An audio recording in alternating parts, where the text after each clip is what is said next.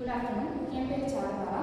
நான் வந்துட்டு BCom IT department படிச்சுருக்கேன். நான் வந்துட்டு இன்னைக்கு தமிழை பற்றி பேசலான்னு இருக்கேன். அதை வச்சு தமிழ் வளர்ச்சி இளைஞர்களின் பங்கு அப்படிங்கிற டாபிக் தான் நான் எடுத்திருக்கேன்.